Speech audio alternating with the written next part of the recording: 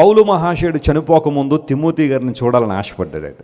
అందును బట్టి తిమోతికి ఉత్తరం రాస్తూ అంటాడు, తిమోతి, శీతాకాలం రాకమునుపే నా దగ్గరికి రా, I would like to see you, come before winter అనే మాట రాస్తాడు.